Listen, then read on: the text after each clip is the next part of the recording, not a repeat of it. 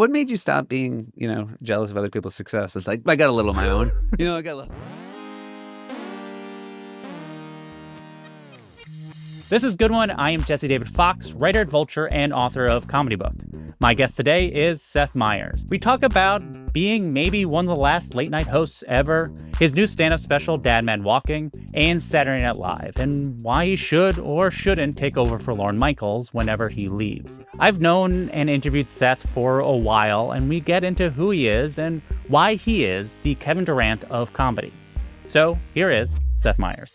Hi, buddy. It's nice to see you again. Nice to see you. So, what was the funniest thing that happened to you, you witnessed, or you noticed this week? So I went and saw Portrait of Dorian Gray with Sarah Snook. It was fantastic. And when the play ended, she's going to be on my show in a couple of weeks. And so a security guard came to get my wife and I to bring us up to her dressing room. I'm a Boston Celtics fan. And it was game 2 of the Knicks series. And the security guard, I overheard him say to somebody, the Knicks are getting killed. And then I just started busting on him saying, did you really think you were going to win 2 games in Boston? And he was like, you're a Celtics fan. And it was just that sort of real nice ribbing with a New Yorker. And then we went and spent 10 minutes saying hi to Sarah. And then I came out and he was waiting there and he goes, I am so excited to walk you out.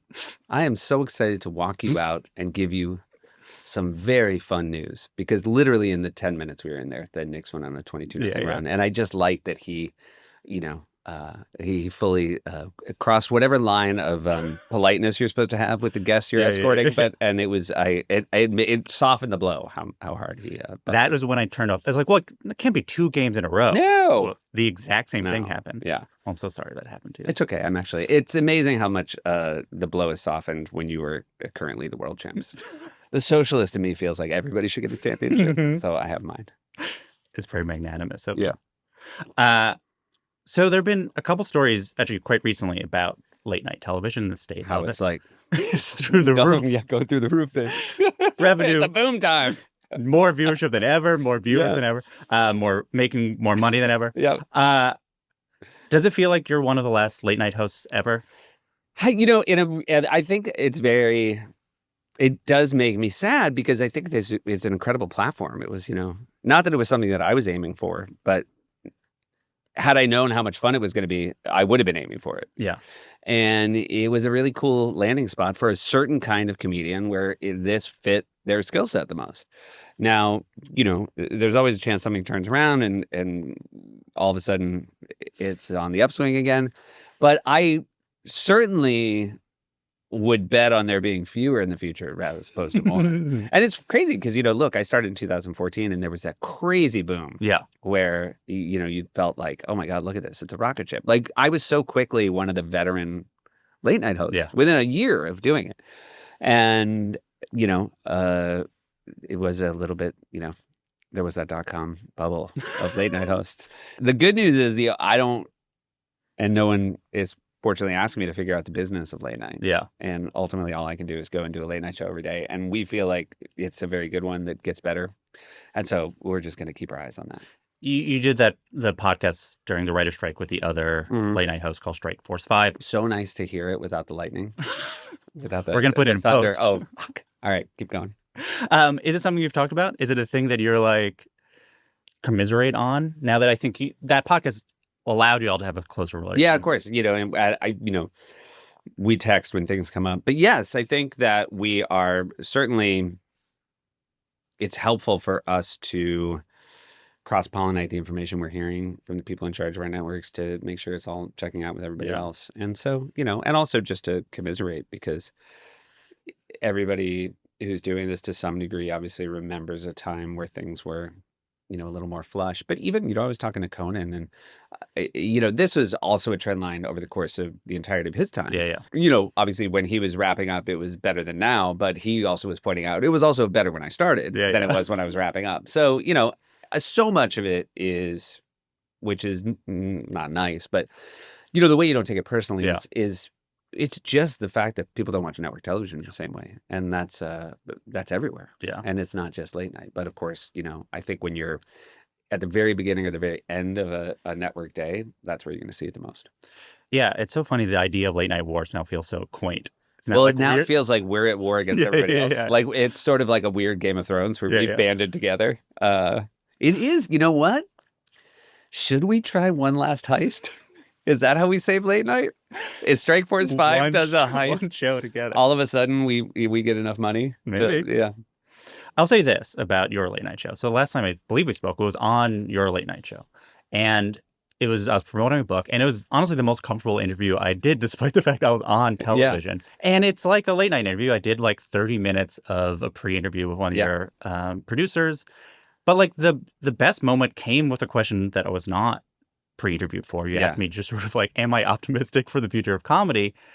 And I remember when you started, you were most nervous about interviewing. Yeah. That was just not a thing that you did. So as a person who's now doing on-camera interviews, I was curious, first, what were you concerned about? And was there a breakthrough that you had? Right. So much of that first year was aiming for competence, which I don't know, right, if that's good or bad, and if you should aim for excellence. But ultimately, with the way it worked out, I think that was a good path for me. And it was ultimately the same path I took at SNL, too, which is just be competent first and then start taking bigger swings. Yeah. And with interviews, it felt like, moving like station to station. Like we'll ask this part and then we'll move on to this part. And sometimes that's really important to this day. Yeah. You can tell there's a certain kind of guest who ultimately the best version of them is when you give them an interview laid out like that. Then other times, when it's someone like you and I know that you ultimately can answer any question about comedy, it's not like this is the first time you've thought about it. You give myself permission to ask a question that's maybe outside of it. But ultimately, it's always the best stuff tends to come outside the realm of what you were planned, with the exceptions that sometimes people just show up with a great anecdote, and it's your job as a late night host to just, basically ask the question and get it out of the way. It was so fun the other day.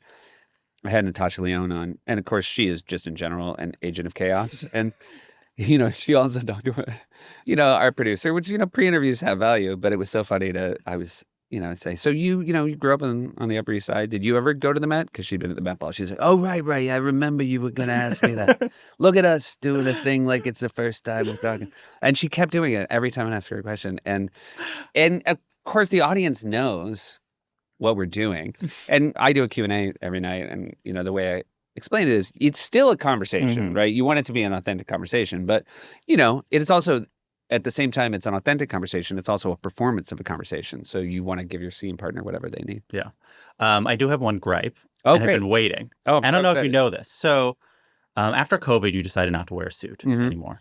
And this has caused havoc on the men dressing for your show. Yeah, it has. Have you heard this? I haven't heard, but I'm aware that it might be. Because it's a special. We're on TV. Yeah. But you can't dress more fancy than the host. I think you can. And you can't dress as casual as the host if you're just sort of... Well, this you probably... I've put them in a tough situation. Yes. I appreciate it. It's a thing that you have to... one thinks about, because you're mostly just wearing sweaters and shirt jackets. Yeah. And the answer that most people do, and this is if you watch in Late Night Seth Meyers, you'll scroll and notice, is, especially during like colder months, is sweater, blazer. Yeah. Suit with a sweater, not with a shirt. Mm-hmm. Or sometimes no tie, but I don't. Do you feel like? Now Sure. I want to use this as a feedback mechanism. Do you think they're frustrated, or do you think it's just it's a little confusing? But ultimately, when they're out there, they think, "Wow, this is nice. I'm dressed more comfortably." Well, it's hard because I imagine people who dress them, who knows what's happening backstage. Sure, they're just put on this outfit. I'm sure those people are probably not over the moon. Again, it's a very selfish choice. So let me stress that I've never once thought about it in regards to how it affects my guests. But I'd like to think, because a lot of feedback I get, especially for people who are on either a first talk show or, it's their first run of talk shows, we get a lot of feedback they feel comfortable on my show. Yeah. And I think that maybe, right, it's a little bit of a wardrobe headache, but I think when you get out and, there's an intimacy to the way we built our, our set. Like the chair is very close to my chair. It's not a very big desk. And I think that ultimately when you're talking to a guy in a cozy sweater, you just feel a lot better. You stop thinking about what you're wearing and you're just like, look at this nice guy in a sweater. Right. He's not out to get me. Gripe answered. Yeah. One place where your outfits make sense is day drinking, a sensation that you've created. Thank you. Backed into it. No, never thought there would be this. Can you walk me through the process of a guest reach out to you at this point? Pretty much, yeah. A guest says they're interested in doing day drinking. Yeah. You're like, wow, you're, of course, Dua Lipa or whoever. Yeah. Through what we then see. I mean, one is we're in a place we never thought we'd be, which is ultimately we have more people who want to do it than we have slots to do it. Yeah. Mostly we just think that it's twice, 3 times a year before there's a tipping point where someone says, this is bad. And that man is 51 and why are we okay with him drinking like that?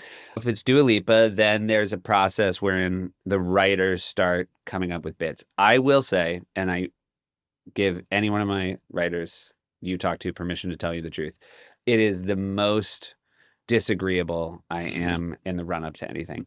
Because I am so aware that what will happen over the course of day drinking is I will lose control. And so much of my comedy is about being totally in control. And so I am anxious about it in a way I'm not anxious about anything else. And ultimately, everything's fine a half an hour into it when I've had a couple of drinks. Sure. But there's a real sort of first date energy. Just, I feel a real itchiness about things. And, also we tend to cut the first half hour. Because it ends up not being as much fun because watching people before they're drunk is less fun than when they're a little bit. And so, but that first half hour is, because it's a lot of making drinks and it's less funny when you actually, have a stupid name for a drink. And also it's slower to pour it than you think. And of course I'm aware that we're going to make an edit and everything, but it's just not fun. Whereas, 45 minutes into it, like writer Seth is officially gone out to lunch. And it just gets to be sort of performer. How many hours are you filming those? 2. Wow. It's nuts how fast it goes. And it's nuts so much drinking. I mean, I drink so... I've said people, we edit out drinks more than we, fake water. I should say. Some hosts have. I've never faked a glass of water. Come on. So I was at your office the week after the 2016 election. Right. So this is after you had been doing a closer look and such for the entirety of that election. And the vibe of your office was not enthused. I think that's right. As America, or at least the part of America we live in. Yeah.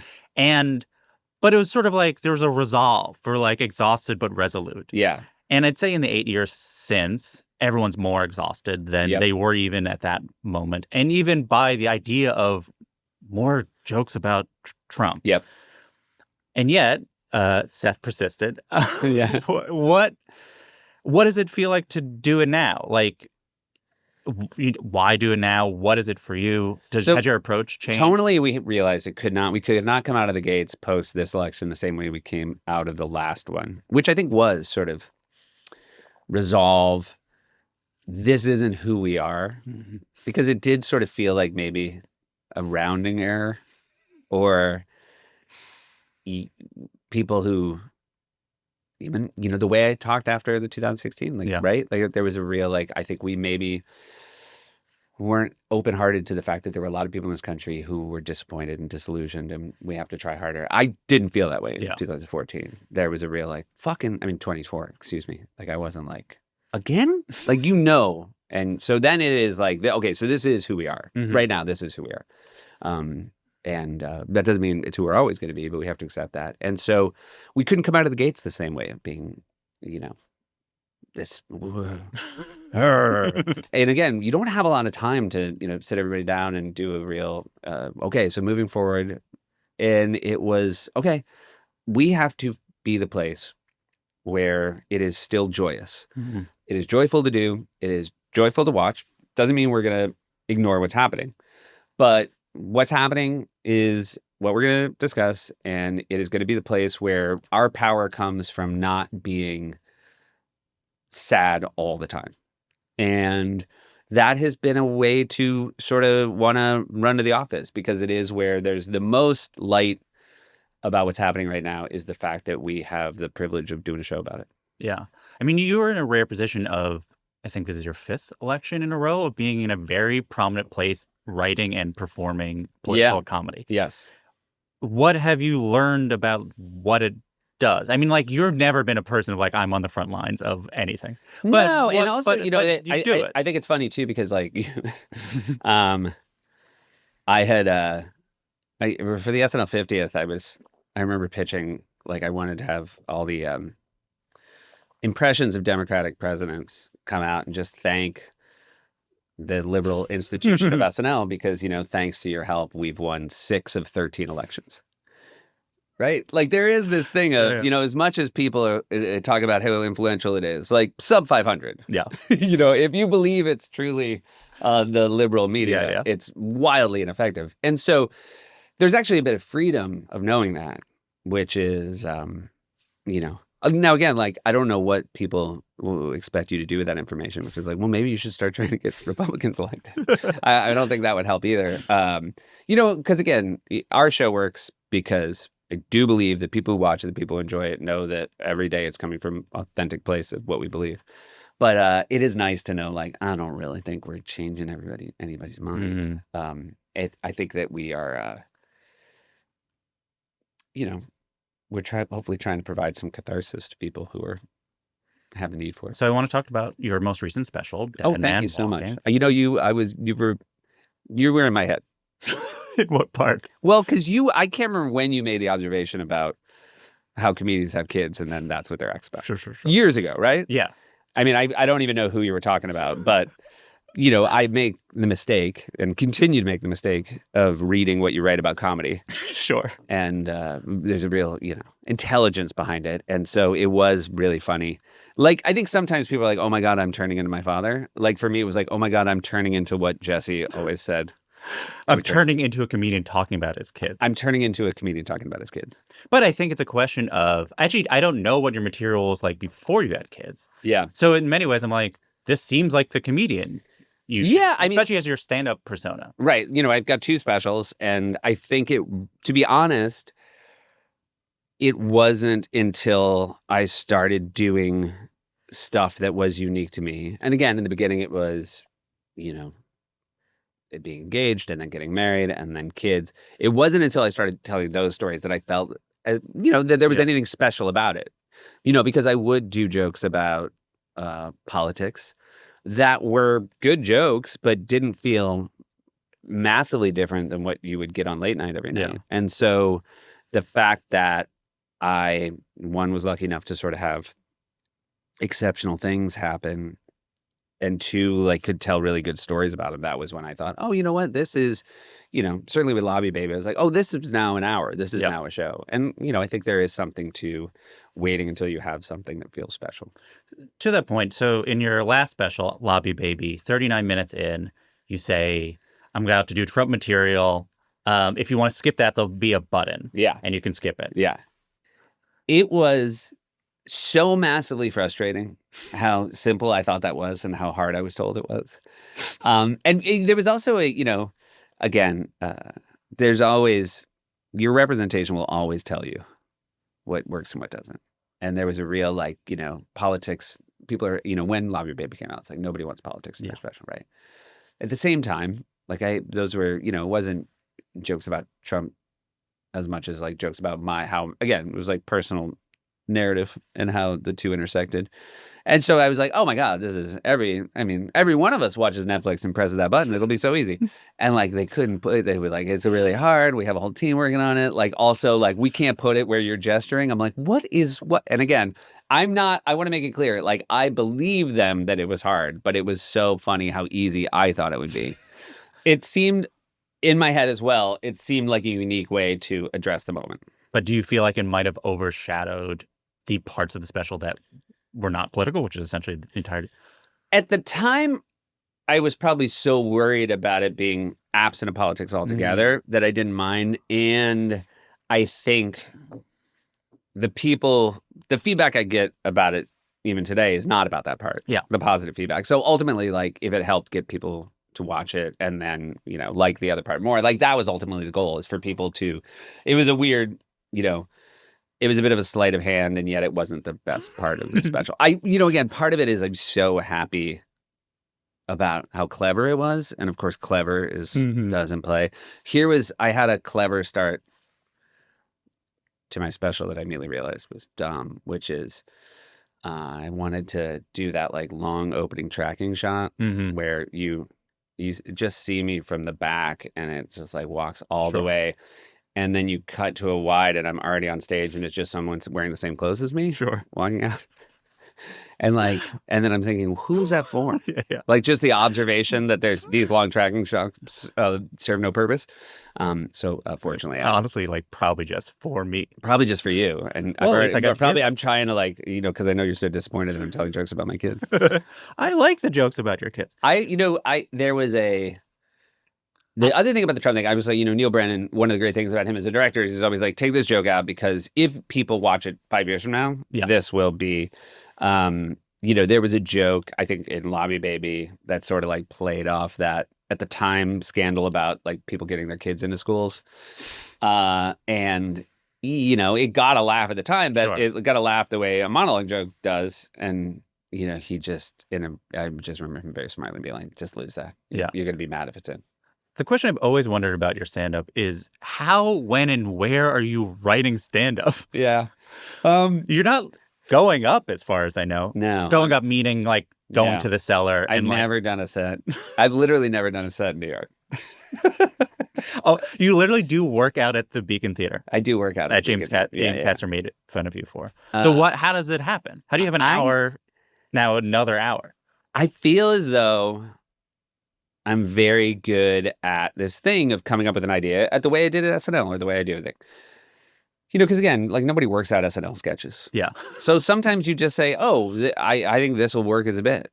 And the problem is, due to the rarity of how often I get on stage, is if something doesn't work once, I pretty much bail. Yeah. And I'm very jealous of, when I hear a comedian talk about how this thing, I did it 50 times. I could never get a laugh. And then all of a sudden, and I'm just, that's never going to happen. I mean, also, I don't have the patience to bomb. Like, I think like some, that confidence that really great comedians have of knowing it's there, knowing like with enough reps, they're going to figure it out. For me, it's that thrill of if you can make the beginning, like sort of the initiation of the joke work, then you can constantly just like sort of. Yeah. And you're writing with like pen or computer ahead of time, or do you write it on stage for an hour? No, it's all written ahead of time. I'm sort of, definitely like keep a document on my phone. And then at this point, it's basically, I'm doing when John's doing his hour, I'm doing a lot of work. Yeah. I was like transcribing notes on my phone and seeing where I should put them. John Oliver. So to back up to explain, you and John Oliver have a residency at Beacon Theater. Yes. This is where you work out, the 3,000 seat venue, Beacon Theater, that people dream of playing one day. It's amazing. I mean, it's the best. It's your home club. It's the best comedy. I can't believe how good it is for how big a room it is. I think it's the ideal. It's crazy how good it is because for a big room, people are really close. Yeah. Which makes a huge difference.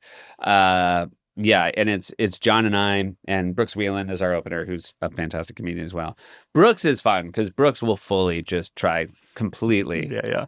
But then it's that great gift of an opener, which is he sort of kills, and then almost does us that great courtesy of bombing once. Yeah, which then I think teaches the audience, oh, it's not everything. I wish I had a little bit more permission to tell the audience this is new. Yeah. But it's, it's the Beacon and it's, it's not like they paid a good amount of money. They paid a good amount of money. You have two audiences for your material, which is the audience and then your wife, seemingly. Yes. So when we spoke for the Good One TV show that you were kind enough to produce, you said you were jealous of Mike Birbiglia because he seemed to have a very clear understanding with his wife about what he can talk about on stage. Yeah. Where you and Alexi have a constant conversation, continuing conversation. Yeah. What is that conversation like? How continuing is it? It's sort of when there's a story in Dead Man Walking about her trying to bring hummus on a plane, which when it happened, there was no comedy in it at all for her. She just literally tried to like a full-size thing of hummus. Yeah, and then she TSA explained to her she couldn't bring it, and then literally the next time we flew, she tried to do it again, and then I couldn't help myself and said, she was so mad, and when we walked through the second time, I said, "You'll get him next time," and she was so mad, and then I really was even hesitant to do it on stage. I remember I think it was in Ottawa. one night and just was doing 2 shows and thought, She doesn't know what I want to know. She doesn't know what I want to know. And so I did it, and it was that thing of the minute it started, I was, I'm going to really want to keep doing this and keep making it better. And then I, really got it to place. And then I was like, hey, this hummus thing works. And she was great. She was like, yeah, you can do it. I mean, mostly I think she still feels like she was in the right. But my friend Amy Schumer, who listened to the set, she was the one who kind of suggested talking about how in the future Lexi would win, which I think makes it not just for how it lands with Lexi, more importantly, how it lands with the audience, because there is that tonal thing as well of, I think, in the same way that you worry about talking about your kids too much, like you don't want to be like, oh, wives. Yeah. At the same time, I think everybody, by the way, all she does is send me Instagram videos of wives bitching about husbands. So this is not a thing that only guys are doing. But so you do try to find a way to be artful with it. Yeah. So you didn't tell her it until it was already working. Yes. As almost like, well, it's working, so it must work. The unfair thing I'm doing is instead of letting her say, I'd rather you don't do that, she has to take something away. Yeah. She has to take something that's working away. I did it. I would say I did it with my mom as well. I had a bit about how we named our daughter after my mom's mom, who was not nice, instead of after my dad's mom, who was very nice, but her name started with a B. Sure. And I just kind of talked about like how, what it's like having me and grandmother. And I told my mom, I said, I remember this is back when I was doing a couple nights a month at City Winery, and she came and I was like, let me know if you don't want me to do it. And as soon as it was over, and she was like, oh my God, such a good show. I don't think you should do that. And it was I was like, oh yeah, it's out forever. It's out forever. There is a run of jokes about your in-laws and how they are Jewish that adds to the canon of jokes, Jewish jokes, that I wrote them down. I will have you read them because me reading them before. But like, when you were writing them, you're like, well, if I'm going to write jokes about Jewish people, it has to be A+, since jokes about Jewish in-laws have been going on for literally centuries. So wait, let me fold it up. So I will say, here's the jokes. Thank you very much, because there's a couple I wrote that I kind of couldn't believe hadn't been written. There are the jokes. So you're complaining about how I'm talking about how they order, the way they order, like sort of delivery is they wait till they're on the phone and then they ask everybody. Yeah, and they'll complain. They'll complain. And so anyway, I say this, and then I say my wife's family is Jewish, which I haven't said yet, but I have told you. And it's, look, does it work the best at the Beacon? Sure, but it is, again, that's good writing. That's not like proud of itself. Yeah, cleverness. If there's one thing Jewish people agree on, I would love to know what that is. I think I left out my tag. Like, can't even decide on one spelling for Hanukkah. And then this is the one that I had to look up because I thought, you know what, I can't believe this wasn't like a Catskills joke. Yeah. I love my Jewish wife. I love my Jewish children. I have incredible in-laws. The best thing about my in-laws is they're very easy to find. If you're ever looking for them, they're in the middle of my fucking business. That was a joke where I just started thinking, we got to film this special. Somebody's going to come up with, you kind of can't believe nobody else has said it. And you were also worried that someone is going to hear you say it and then accidentally do it. Thing, right? Anybody can come to the Beacon. It's like 3,000 people a month are seeing your material and there's a chance. It literally also could just become a street joke. You know what? The other great thing about my in-laws is they love it. And, also my mother-in-law will be like, we're not in your business. But I think also it's like roast jokes because they are jokes. Yeah. They're like, well, it's not mean. This is so well crafted. Absolute. 100%. Yeah. So I want to talk about the Lonely Island and Seth Meyers podcast. Thank you very much. You're sort of doing a sort of reverse type of career, which is most people start being kind of niche famous and then break through. You are mainstream famous. You were on Saturday Night Live and you host a late night show. And now, 25 years into your career, you are experiencing niche fame where you have little fan bases Yeah. and they're... What is that like? Is it different? Well, I do want to stress, I don't think we knew it would be this niche. You know what I mean? Like, I don't, we didn't think it would be Smartless, but I think we thought it would be somewhere between Smartless and what it is. But we were even talking the other day about, it is the headache of scheduling a podcast when it is at its very peak, the fourth job any of us have. So it is a real headache to schedule. And we kind of talk about like, God, should we stop doing this thing? And the reason we don't, it is kind of the fact that the people who like it a lot.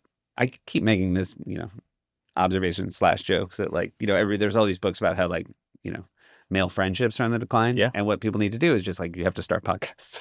If you want to talk to your friends once a week, start a podcast. I go, it is a podcast where 4 men tell each other they love each other. Yeah.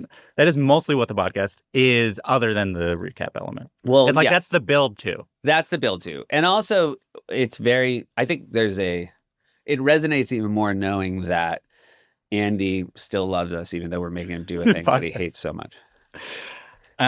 So often you'll call the time period the show covers and golden era. And golden era, yeah. So for those who are not familiar, what is the time period of and golden era, which again is grammatically incorrect. Yes. Which I realized today, should be A. It should be A, but it's more fun to say and golden era. So what is the time period so people know who is the cast? I would say it's sort of maybe the arrival of Wig. With great respect to people right at the beginning of it and at the end of it, because obviously there's great people. But there is a cast photo that to me is Ann Golden Era's avatar, which is Wig, Maya, Amy, Daryl, Keenan, Bill, Andy, Fred, Will, Jason, and myself. It's a very tight group. I mean, it's sort of 11 people, but outside of impressions, Daryl wasn't a huge sketch cog. So you sort of, and nor was I. Yeah. So weirdly, you sort of have like 9 people covering every sketch. And I think it's such a talented cast now, but I always do have empathy for the fact that there's just not enough show to go around sometimes. And people can get a little bit lost. Whereas, I go back and watch. It's so funny how many times Andy has no memory that he was in a sketch, and then, or how many times he had to play like a sort of unknown congressman. And so it was a really cool time. And they were all, the other thing is they were all just such great writers. There's nobody there who's waiting for you to write for them. Yeah, which is, and I think everyone, outside of Daryl, who's the announcer, and Keenan, who's still on the show, the other 9 of us all hosted, which I think says something to that group. Lorne really, I remember at the end of that season, like he really like wanted us all to like take stock of the fact that he had been something special. This is when you were writing this airplane things, which is like when people think of Seth Meyers or your obituary, you'd be like, he wrote those airplane things. But you're like, I wrote John Hamm's John Hamm that week as well. It's the best.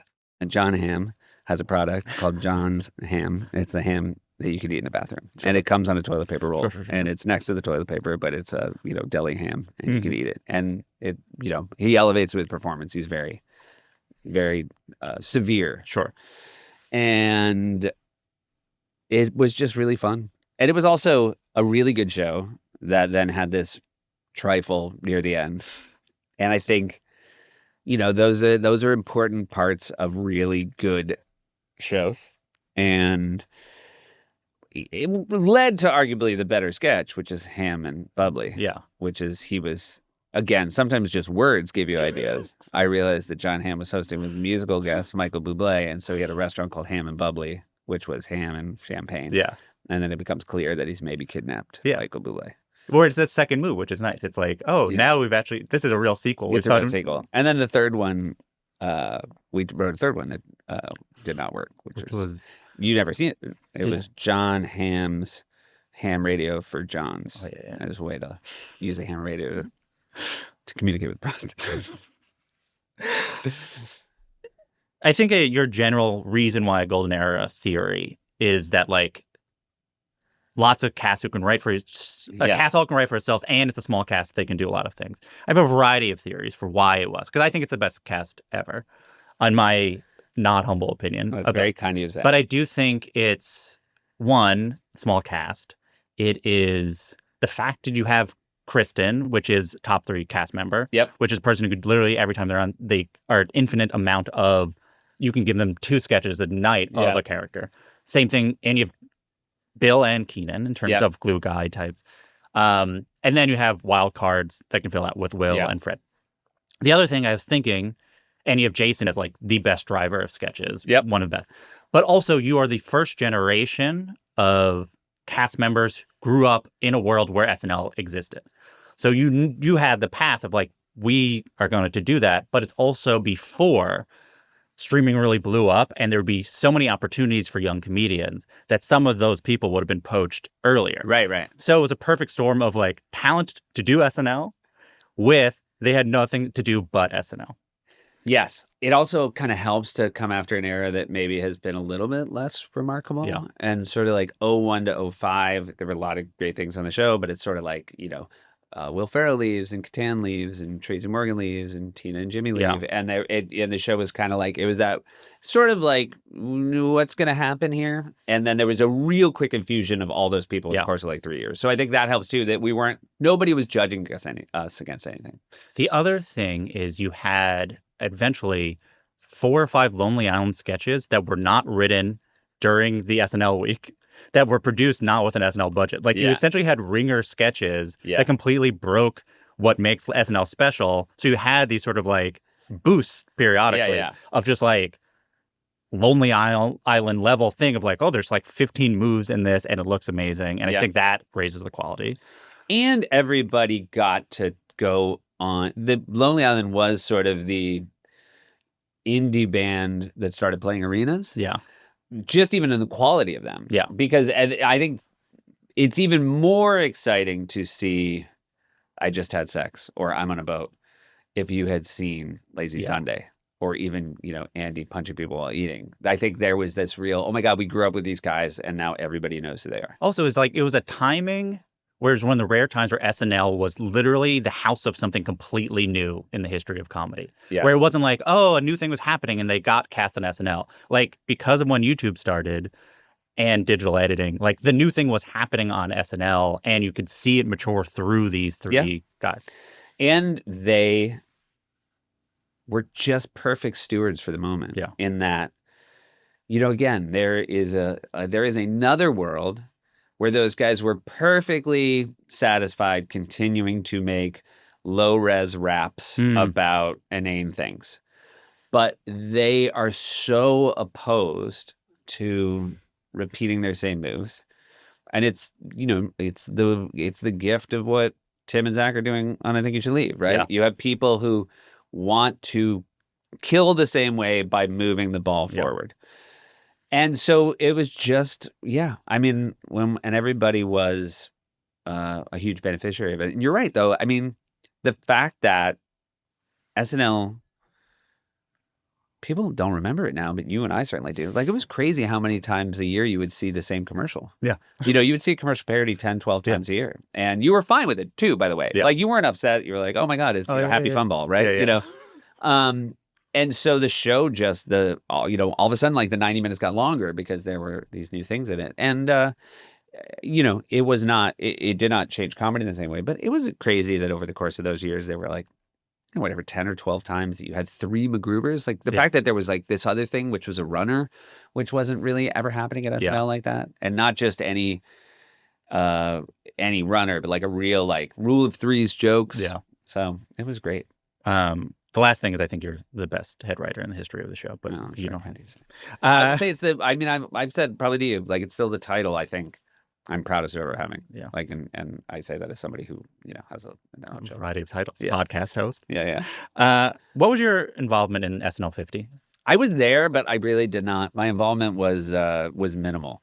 When did Lorne start talking to you about? Obviously, like we 3 got weeks word. Before, but like. I think those of us outside, because I think Lorne was talking about it for, a month, a year and a half, if not more, with his everyday staff. And they did such an incredible job. But there was, once it was clear, like what sketches they were doing, there wasn't really a ton of stuff they needed. Yeah. I went to a table read that was thrilling just to be back at a table read. And, it wasn't with the cast outside of a few people, but, to have generations of people who were head writers on the show all at the table, and Lorne and Steve Martin came up and read his piece, and and to be at the table where Spivey and Paula and James Anderson were all sort of at the where the actors at, like it was like, oh, this is how it's always, this is, everybody's finally getting a seat at the table that has long earned it. But it was really cool. But then it was also that weird SNL thing where you are so happy to be there, and then also in the back of your head, you're like, what am I going to do? Am I going to do anything? Because, and then I fall back to the observation I always had about myself at the show, which is the show doesn't, like, they needed me as a writer more than they needed me as a performer. Like, the show would have been fine without me in it. And so when, Jost was the one who said, hey, you want to do something an update? And again, I was like, sure, but like, you don't need me to tell jokes. Like, you see, I really believed, this is your update now. You've done it for the entirety of the 10 years. Did you contribute to the writer's room? Like, where did you pitch jokes? They weren't really, a little bit, but the other thing is, it's, we were doing our show. It was show week, and they were doing a lot of stuff during the day. I will say I had a few times where I just went and sat in rooms with, with the current writing staff. And that is a thing I miss a great deal, which is just like 2 hours of just shooting the shit and not being their boss. Like, I could talk to my writers, but like there's this thing that hangs over it, which is like, and so, to get to hang out with people like Mike DiCenzo and Allison Gates and Streeter and Mikey, and, because again, I'm, a real fan of what they do, but also just to like, again, it's exactly what you think. It's like, in my day, it was a real that, but I enjoyed it a great deal.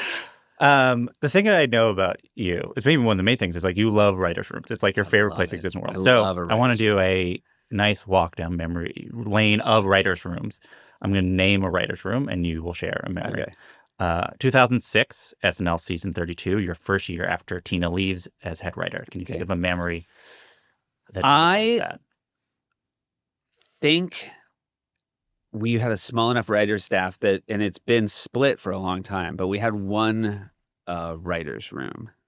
So on Thursdays, we would all be in one room, and it was very cool. The only thing I'll say, it's not really a memory, but I remember going into my first year as head writer, the great note from Shoemaker, which was don't pitch lateral moves. Mike Shoemaker, the longtime SNL producer. And current producer of Late Night. But his whole thing was like, the job of a head writer is never to like try to put your stamp on something by pitching a joke that is a different but just as funny joke as the one that's already there.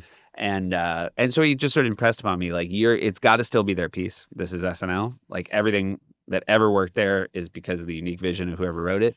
And so you just try to, help where they need it, but don't be that kind of head writer who's like, I tried very hard under the bleachers to, if something was eating shit, I would tell Lorne that it was my fault, and if something was crushing, I would sort of sink into the shadows and let the writer who deserved it get their praise. You weren't like, this is my era. It's going to be a golden era because it's going to be my fault. Yeah. So, what do you remember from 2013 SNL season 39? Your last year starting. Last year, you didn't finish that season, but it was your last season. You're still technically a writer on that show. You still wrote. I was like, I wrote a lot of things that year that I still really like, but it was very strange. I felt in two worlds, and I had wanted to stay because I wasn't emotionally ready to leave. And I'm happy I did, mostly because I think the more time I would have spent on Late Night, we would have come up with 1,000 things that weren't going to work. Yeah. But so I did kind of have my feet in two worlds. Like, I had this writer's room. It was like someone. And then downstairs, we had already hired writers, and they were starting to work on Late Night, and so I would kind of go back and forth. So it was a weird time where like you were like with the family you were about to leave, and they knew you were about to leave, and you had already had a new family. What do you remember 2014 or 2013? What do you remember from your first Late Night writing staff? It was the most exciting thing you get to do with a Late Night show is that first time you hire staff, because it's 12. You get to hire 12 people exactly one time. You never get to hire 12 at once ever again. It was like when you, what they just did, like Marvel must be so happy. They're like, we finally got to do a new Avengers. Yeah. We got to put them together from the top. We didn't just get to add one, lose one, add one, lose one. And so, for me, it was, Connor O'Malley, I think just getting to work with a guy like Connor who is both very sweet and genuine and also like one of the funniest people you could ever be around. I remember I left the office one day at a tuxedo to go to the Met Ball.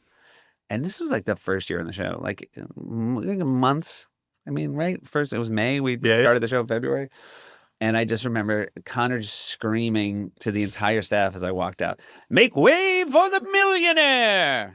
And just like, I was like, God, like, I love how the audacity of this guy. Yeah. Because you were his boss. It's not like he was current. He literally was sending me out of the door derisively. 2011, the White House Correspondents' Dinner. Yeah. Who was in that room? And then can you have a memory of what it was like? We had some writers from Fallon that Shoemaker had recommended. We had, Bays. Alex Bays, who is currently the head writer for one of the great, our greatest living joke writer. And Bays, Bellini, Brennan. I'm definitely forgetting some people, but I do remember that we felt like we had it. Genuinely, I do remember, in the lead up to that, Neil said the thing that I feel like every comedian wants to hear, which was, "I'm jealous. You get to tell these jokes." Yeah. And then you get changed the world forever. Yeah. I mean, I think, look, Obama changed the world forever. I'm not going to ask you if you're going to take over for Lorne. You had to answer that question for a year. Thank you so much. The thing that I want to say about that question is it's not like people on the street were just being like, I don't know, Seth or Tina will take over.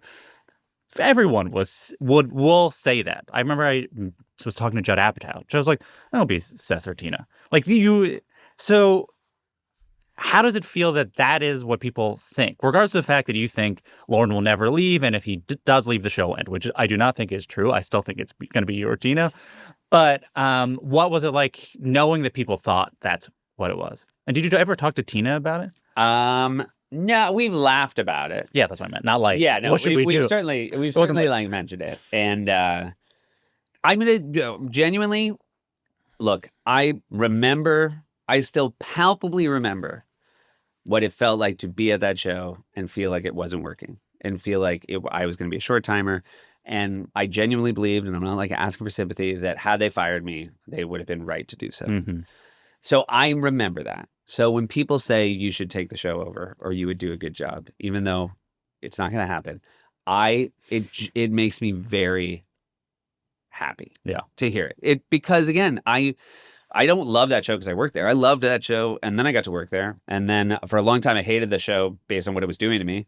And then I figured out how to work there, and I figured out how to add value there. And I got to meet the best people in the world there. And then I loved it again. And so the very fact that anybody would think, like, you know what you'd be good doing? Like running SNL, like it to even hear it feels like a reward for life well lived. Yeah. Would you say yes if they offered it? I don't think you and Shoemaker together, not you alone. No. Okay. No. I'm gonna. I think it should be somebody for like a corporate background. Interesting. They did name the showrunner for the UK one is just like a experienced British showrunner. Yeah. And you're like, well, maybe we could do just like someone no one knows about. Showrunner. Yeah. I think part of the reason why people thought you'd be good at it, this is the conversation, is one, you're known to be a good boss. The fact is so many of the late night writers you hired in that first 12 still work for you. This is unbelievable. Yeah. Late night is famously a grind. The idea that people still work there is a rarity in the history of the form. The other is the perception you really love how other people are funny. This is a thing that I've known ever since we've talked, is you really love how other people's sense of humor and have a good knack for like understanding the voice. And when you're an SNL writer, the perception was, as we said, it was not like you're turning everything into a set sketch. It was like, how can we make this the most a you thing? But the sense I have is that was not always the case. That you weren't like, I love other people's sense of humor, especially when you're maybe early day SNL. It was like, I wanted to capture sort of the arc of that because I think it's profound. Can you talk about the early moments of when you were maybe jealous or resentful? Like, well, it's right. It's still the same observation. Yeah, you're still observing a talent. Like it's not. I was never. When Will Forte showed up, I never thought that guy's not funny. Like the jealousy came from, fuck, that guy's so funny. Yeah. So it's the same. Your eyes and your taste are the same. It's just like how you process it. And look, did I go through some, therapeutic change in who I am? Or did I just find my way to the place where I felt comfortable? Like ultimately and again, I have so much gratitude for Lorne realizing, and I'm sure, Shoemaker played no small part in it, which is what if you did this? Mm-hmm. And so that was, and then all of a sudden you have your feet firmly on the ground. And because you feel I needed to feel some self-esteem before I could like find joy in their talents. I always knew they had it. But then all of a sudden you're like, oh my God. I mean, that was the best thing about, SNL 50 was, I remember just in like that, Domingo sketch where, I was just like watching, like Kyle had one line. Yeah. Gotta laugh. Like Beck had one line. Gotta laugh. And I was just like, in this room full of people who have all, come in and out of here, like everybody who's ever worked is because they can say a line in a way only they can say it. And so, and again, the longer you work there, obviously as a head writer, you appreciate that more and more too, because it's just, those are the tools in your toolbox. But so I'm always like, it's like, what made you stop being, jealous of other people's success? It's like, I got a little of my own, I got a little success to play with. And that helped. When you got Weekend Update, which was the switch, which is like, you always want Weekend Update, you got Weekend Update, you considered they were going to make you head writer and maybe not get Weekend Update. Yes. You said you probably would leave if they offered such a thing. That never happened, so we don't know if that's true. No, we never know. That's true. That's a real... I will say that I think there's a lot of people who said to Lauren, I quit, and then, all of a sudden. But do you remember, especially in that first year of doing Weekend Update, even like maybe doing a week, like an update feature where you're like, you're with another person doing their thing and you can just appreciate them doing their thing, as opposed to being like, this is up. Yes. I mean, I think I've always been smart enough to know from, again, I was doing a 2-person improv show when I got hired for SNL. And there's this real sense, when I was with my partner, Joel Benjamin, which is like, if you're on stage and everybody's laughing, like it's almost immaterial who they're laughing at, because you're just in the two-shot. I mean, again, the least I ever did, as far as like what I added to it, was Stefan. Yet, like, I get, the amount, and I was like, oh, this is like the freest goodwill I'll ever get in my life. I was thinking about you, and I was reminded of a Kevin Durant quote. Okay, great. And I was like, this is just like Seth. So Kevin Durant, because it's the only question they ever ask basketball players, is like, do you think you're greatest of all time? Do you want to be the greatest of all time? Who do you think the greatest of all time is? And he all have different answers. He's Kevin Durant. He's very mercurial. But one time he goes like, I don't really care. All I know that is if MJ and LeBron were playing 5-on-5, one of them would pick me. And I go, that's like Seth. Yeah. It's been enough to be a part of this thing. Like that was right. The SNL 50. SNL 40 was the same thing. My dad actually said something. He was watching all the docs in the lead up, and he, and again, my dad's, we're incredibly close, and he's very, he's acutely aware of my comedy career. But he said, I was watching those documentaries, and I just thought to myself, I'm so happy you were a part of that, and it like almost made me cry because I am too. Yeah, like I kind of just can't believe it, and to this day, so yeah, I think that's enough for me, right? Like I don't, I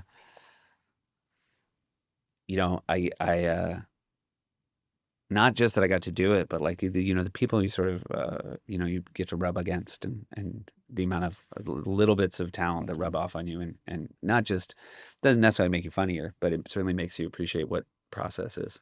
What I sort of love about your perspective on it is like you contribute to canon, but like any chance you have, you'll bring up Daryl's House, which is a sketch in which Zach Galifianakis plays a host of, I guess, a public access TV show. Yes. And he does a sketch and he'll say something wrong and be like, why add that in post? Why add that in post?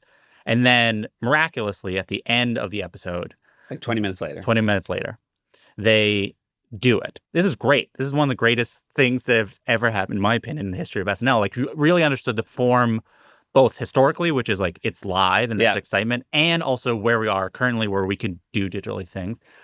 I want you to talk about like that as if that's your legacy, not the well, it's a callback, right? Yeah. So you were talking about starting with mainstream and finding your way to niche. Yeah, like it was that to do a thing like that the real ones would appreciate. Yeah, was a very.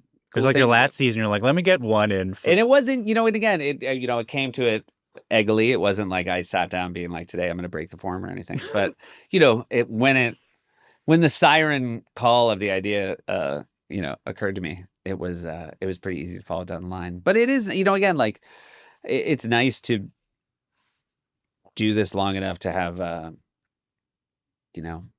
different versions of yourself and different styles of yourself. Shoemakers always says like, I can always tell a Seth piece, but like, I don't know if the rest of the world can. Like if you saw, if you were like, the 10 best Seth sketches, like they're kind of all over the place in style and format. And I like that. I think that I've tried very hard. I think I get a little, you don't want to repeat yourself all the time. So, that's like, with corrections, like I'm always like, it's so fun to do something where it's just constantly changing and different every week. Yeah, I feel like you other than John Hamm, like I think the only thing you would, like you could tell Seth's version of, like you knew, how would I put this? Where you're like, this worked for, like he knew how to do what the show needed. Yes. At a level, right? So it's like, if it's a sketch where it has like 10 cast members in it, but does not feel cheap or whatever. Like it's a level of quality more than a style other than this, where you're like, well, that's your sense of humor. You can hear it. Same thing with John Hamm, where there's phrasings where you're like, well, not only is this idea Seth, but like also only Seth would write this version of a joke. Well, thank you. I think, but thank you. I love those sketches. Yeah. So now it's time for the final segment of the show. It's called a Laughning Round. It's like a lightning round. Okay, because it's comedy's called. Yeah. Is there a joke or sketch that you wish you could steal? Either you performed it, you can take credit for writing it, you get to be it, or so either a stand-up joke or a sketch in the history of the show. You're like, I wish that was my sketch. MacGruber. I wish, I have such a deep, enduring appreciation for MacGruber. Yeah. Do you have advice for an aspiring comedian, actor, writer, comedy person? You will find out a lot by failing. So, and the only reason to fail is to do. So I think there's a big mistake of I'm going to wait till I'm ready before I go do my first open mic or something. And you just gotta, if you're really in this game, like just get out there and find out. Says the person who never did an open mic. Yeah. Well, some of us. That's your advice. Get on Saturday Night Live. And then have an agent be like, hey, you should try stand-up. I did, while I'm having my reputation besmirched here, I was an improviser first, and I was certainly doing that. Yes. At a young age. Can you list 5 comedians whose career you'd like to take credit for? Or you can take credit for in so much as you're in this position to hire them, and you were the one who really put a thumb on the scale for them. Your phrasing is giving me a lot of agita. Jost. Okay. I'm so proud of Jost, and the work he did on the 50th. I'll tell you this, I wish I could take credit for everything Jost did on the 50th, because he was all over that show. Yeah. And not just as a wonderful writer, but the amount he was worried about people's feelings, which is not a job that a lot of people embrace at SNL. Kate McKinnon, by the way, like everybody saw her audition, but that was somebody that was really exciting to have on the show. Conor O'Malley, again, never not proud of Conor and how unique and cool he is. I'm really glad we hired Amber Ruffin. That is somebody who, it's hard to believe it took until we showed up before she got a gig like that. And then, Sal Gentile. Okay. Yeah. I mean, Sal was somebody, he was a producer for us. And, we realized we could do this other thing. And then I would say that, like, there's no one in, late night who could do what he does every week, which is write 3 closer looks. I wish I could take credit for Bays, but he was there when I showed up. What was the hardest you ever laughed in 30 Rock? I think when I realized what the turn was in What Up With That. And part of it was I hated it until I realized what the turn was. You know what I mean? Like, it just felt like until you realize what it was, you felt like you'd seen it 100 times. Yeah. And so I just felt so had, and then I just enjoyed it so much. Do you have a short story of an interaction with a legendary comedian, living or dead, you're willing to share with us? I will only say that I just passed Eddie Murphy the night before the 50th. And, obviously he was in 2 sketches. And I said, "Are you excited for tomorrow?" And he said, "Excited. I'm in 2 sketches. I'm nervous as hell." And I just remember thinking, like, what a gift for somebody like Eddie Murphy to admit the thing that we all sometimes think we have to hide, which is, like, this show is nerve-wracking. And I just had it was very lovely for him to say that. And then, of course, it was, like, watching him and Will together, like, that felt like, like Superman and Spider-Man together. You're like, I'm calling this Mount Rushmore of Mount Rushmores in case there's a visual. So it's going to be 4 Mount Rushmores rapid fire. They're all going to be SNL related. Okay. Musical guest Mount Rushmore. Musical guest Mount Rushmore. Okay. I'm going to just do ones that are really cool for me. Rihanna, Beck, Arcade Fire, and The Strokes. And if you'd asked me 10 years ago, Kanye. Host Mount Rushmore. Host Mount Rushmore. Again, I'm just going to keep it in my sure. era for the joy of it. John Hamm.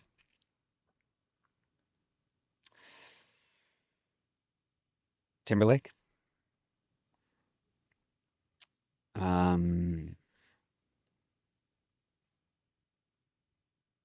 Emma Stone. Jack Black. Cast Mount Rushmore. Can't do it. All time, even? I mean, look, if it's all time. Well, but maybe not the casts you worked with. All right, I'm not allowed to say a cast member I worked with. Yeah. Okay. So that frees you up from your immediate friends. Right. Eddie, Will,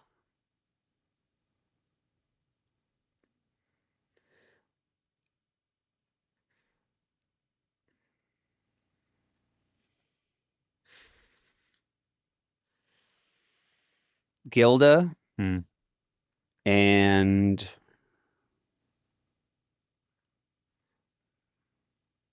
Kate. Seth Meyers sketches Mount Rushmore. Daryl's house. John Hamm's John Hamm. Palin and Clinton, and I mean, I'm gonna forget one, but I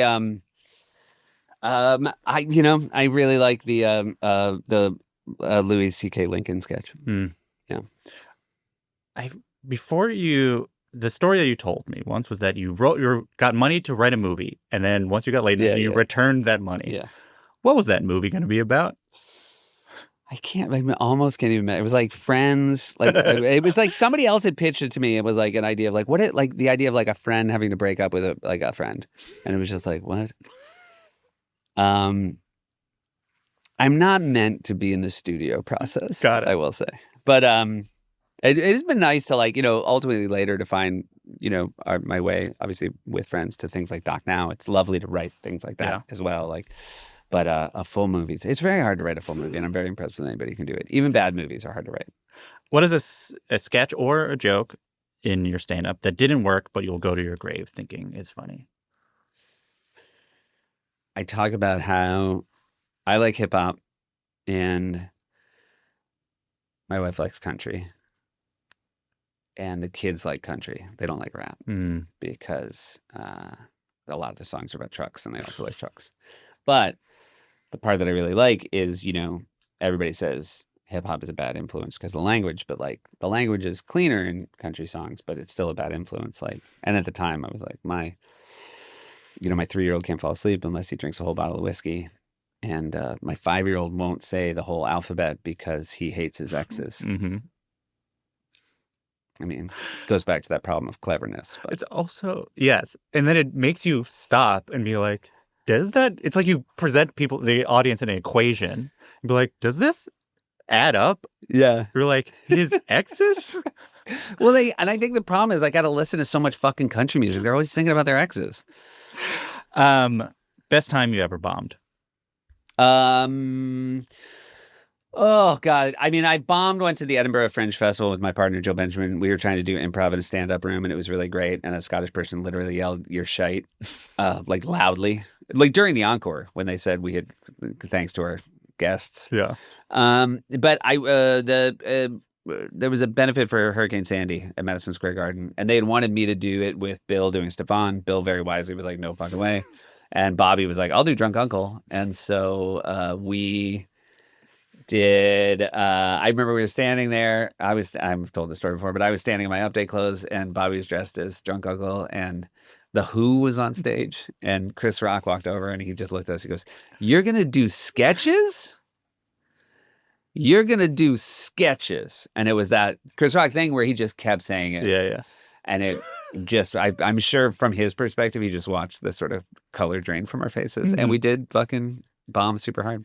Thank you so much. Bombing for charity is I do want to say, really says a lot about Bobby and I as people. Wasn't it there? Yeah. Thank you so much. Thanks, buddy.